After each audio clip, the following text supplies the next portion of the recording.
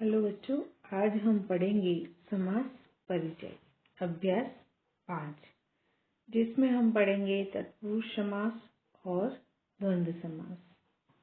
वैसे तो संस्कृत में 4 प्रकार के समास है: अव्ययीभाव समास, तत्पुरुष समास, बहुव्रीहि और द्वंद्व। इसमें से हम तत्पुरुष और कर्मधारय को छोड़कर द्वंद्व समास, ये 2 समास का अभ्यास करने वाले हैं। समास प्रारंभ करते पहले समास क्या है वो जानना जरूरी है। इसके लिए सम प्लस समम सम सन समास अर्थात सम सन यानी कि 2 पदों को मिलके पास में बैठना। वह समास जैसे कि मेघजलम, दोनों पद अलग अलग है और दोनों नाम पद है, तो उसमें मेघजलम ऐसे पूरा सेंटेंस जो बनता है वो नाम पद बन गया। तो उसी तरह ब्रह्मा च वरुण च इंद्र च रुद्र च मरुत च ऐसे नाम पद है, तो उसमें वो समास में ब्रह्मा वरुण इंद्र रुद्र मरुत ऐसा नाम पद बन जाता है। ऐसे 2 पद या 2 से ज्यादा पदों को एक साथ जो एक वर्ड पूरा बनता है उसे समास कहते हैं। यानी कि शॉर्ट में 2 अलग अलग पदों को जोड़कर एक नाम पद बनता है उसे समास कहते हैं। तो इसके लिए हम इसके नियम जो है वो फॉर एग्जांपल देखते हैं। समास हमेशा नाम पद के साथ ही होता है। 2 अलग अलग या 2 से ज्यादा नाम पद भी समास हो सकते हैं। नाम पद समास हो जाए तो नाम पदों के साथ जुड़ने वाली विभक्ति का प्रत्यय का लोप हो जाता है और उसके बदले में अंतिम नाम पद विभक्ति का प्रत्यय लगता है। अलग अलग जो नाम पद होते हैं उसमें समास होकर नाम पद का अर्थ एक ही हो जाता है। समास जैसे कि मेघजलम, उसको अलग करते हैं तो उसकी पदावली जैसे होता है मेघस्य जलम, और उसे कहते हैं विग्रह, यानी कि समास विग्रह कहा जाता है। अभी हम अभ्यास करेंगे तत्पुरुष समास और द्वंद्व समास। पहले देखते हैं तत्पुरुष समास। तत्पुरुष समास में पहला सेंटेंस है सह दशरथस्य पुत्रः रामः गच्छति। दूसरा मतलब वही का वही उसे चेंज करके बताया है। उसमें समास अंडरलाइन जो है वो समास है सह दशरथ पुत्रः राम गच्छति, यानी कि पहला जो वाक्य है उसमें रेखांकित पद जो है इन दोनों पदों में समास हुआ है, यानी कि एक हो जाता है और संक्षिप्त में यानी शॉर्ट में लिखा जाता है। हमने देखा कि पहले वाक्य में दशरथस्य पुत्रः ऐसे नाम पद 2 नाम पद थे और उनके साथ अलग अलग विभक्ति का प्रत्यय जुड़ा हुआ था। दूसरे सेंटेंस में हमने देखा तो दोनों नाम पद के समास एक हो जाते हैं, दशरथ पुत्र ऐसा प्रयोग हुआ है। तो इन दोनों में एक ही विभक्ति का प्रत्यय जुड़ता है। इसका कारण यह है कि ऊपर 4 जो हमने समास के एग्जाम्पल देखे तो तत्पुरुष समास है, क्योंकि तत्पुरुष समास में 5 इसके प्रकार है: विभक्ति, कर्मधारय तत्पुरुष, द्विगु तत्पुरुष, उपपद तत्पुरुष और नग तत्पुरुष। ये सब तत्पुरुष के उत्तर पद और पीछे रहेला यानी कि गौण पद की प्रधानता को देखता है।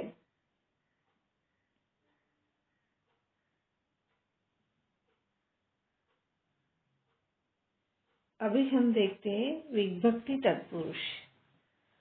तो पहला सेंटेंस है कृषिकः मरणासन अस्ति। दूसरा है मेघजलं वर्षति। तीसरा है गौरवपूर्णा वाणी वर्तते। चौथा है कुलोचितं कर्म अस्ति। पांचवा दशपुत्रः गच्छति।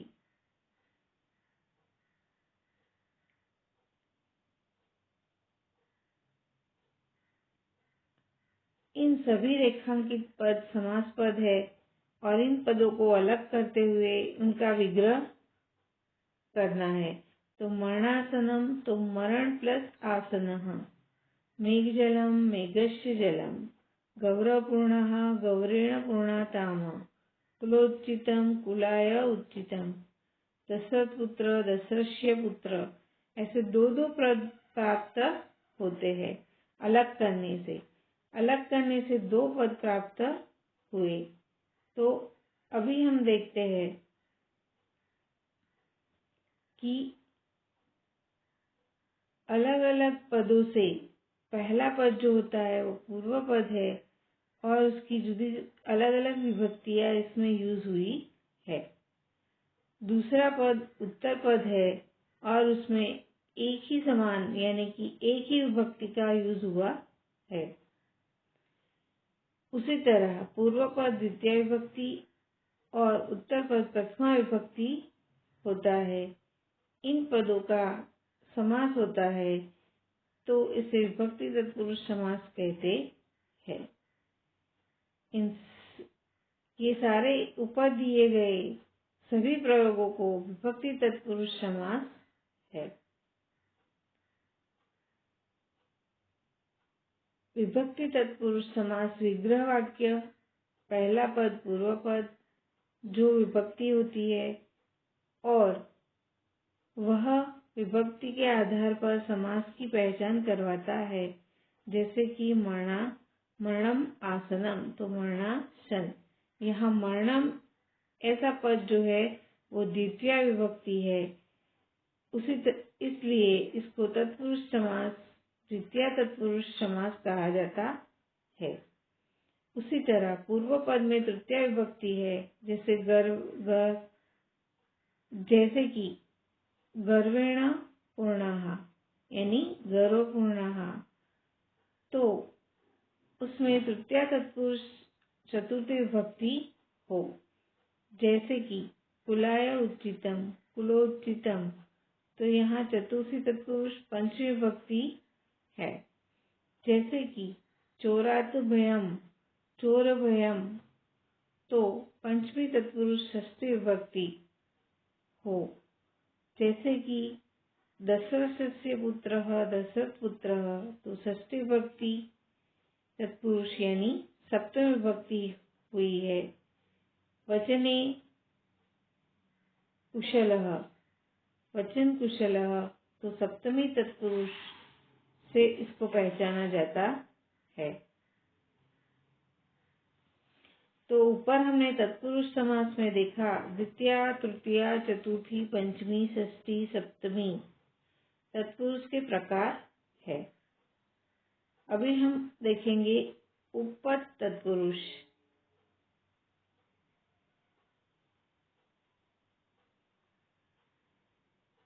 तो उपपद तत्पुरुष में पहला सेंटेंस है रोगः दोषात् जायते। दूसरा है रोगः दोषज भवति। पहले सेंटेंस में दिया है दोषात् जायते, ऐसे 2 पद का यूज हुआ है। यहाँ प्रथम पद नाम पद है और दूसरा पद क्रियापद है। तो 2 पदों यानी कि दो पद इस वाक्य में समास को दोषज ऐसा रूप बना है। जैसे कि मूल शब्द है जायते, इसका क्रियापद समास में ज हो गया है। तो इसी प्रकार समास में उपपद तत्पुरुष कहा जाता है। नव तत्पुरुष समास अधर्मः असत्यम, यानी कि इसका प्रयोग तत्पुरुष समास है, किंतु अधर्म समास का विग्रह होता है न धर्म, यानी कि अधर्म। इसलिए असत्य पद का विग्रह होता है न सत्य इक्वल असत्य, ऐसा होता है। यहाँ समास पूर्व पद और न पद यानी कि न का लोप होता है और अ बाकी रहता है, तो उत्तर पद में कोई स्वर नहीं होता, तो न पद से न पद का लोप होता है और अ बाकी रहता है। उसी तरह पीछे से न उसमें लगता है, तो इस अनुकूलता को स्वर से शुरू होता है, पद के पूर्व अन लगाया जाता है। इसलिए अनुचितम अनुचितम, न आगतम अनागतम, तो इसे नव तत्पुरुष समास कहते हैं। यानी कि जो समास में ना नहीं, ना का अर्थ बताने के लिए अ का यूज होता है, इसलिए इसे नव तत्पुरुष कहा जाता है। अभी हम देखेंगे द्वंद्व समास। द्वंद्व समास में दो सेंटेंस हमेशा उसको और यानी कि च लगाकर उसको जोड़ा जाता है, उसे द्वंद्व समास कहते हैं। वरुण, पहला सेंटेंस पढ़ते हैं, वरुणेन्द्र रुद्र मरुतः स्तुतिवन्ति। दूसरा है राम लक्ष्मणौ च वन गच्छतः। तो ऊपर दिए गए सेंटेंसों में वरुणेन्द्र मरुतः, रुद्र मरुतः, राम लक्ष्मणौ ऐसे दो पद के समास है। इन पदों को विग्रह वाक्य क्रमशः वरुण च इंद्र च रुद्र च मरुत च, वरुणेन्द्र रुद्र मरुतः और रामः च लक्ष्मण च, तो राम लक्ष्मणौ ऐसे होता है। तो उसी तरह समास का विग्रह दो पद के बीच में च ऐसा पद यूज हुआ है, तो इसे द्वंद्व समास कहते हैं।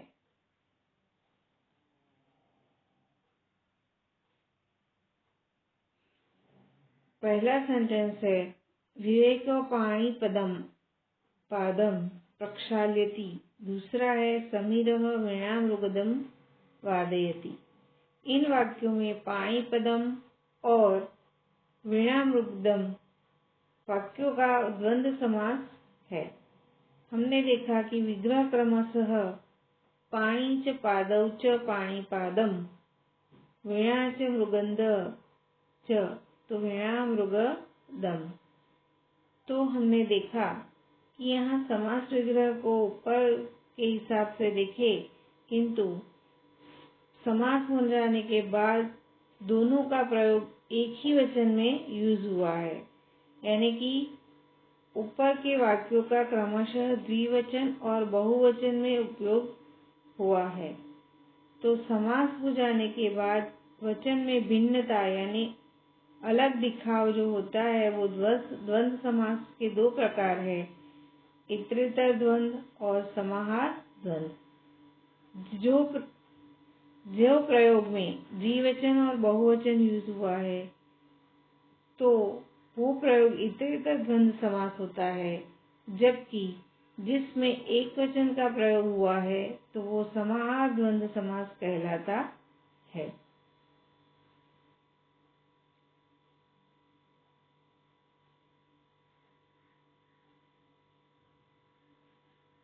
ऊपर दिए गए वरुणेन्द्र रुद्र मरुतः राम लक्ष्मणौ ऐसे दो क्रमशः बहुवचन और द्विवचन का यूज हुआ है। उसी तरह दोनों प्रयोग इतरेतर द्वंद्व है, जैसे कि पाणी पादम वीणामृगदम। ऐसे प्रयोग वाक्यों का जो प्रयोग है वो एक वचन में हुआ है, इसलिए इसको समाहार द्वंद्व समास कहते हैं। और समाहार द्वंद्व समास हमेशा नपुंसकलिंग में होता है, वो ध्यान रखना होगा। अस्तु, आगे हम नेक्स्ट वीडियो में देखेंगे।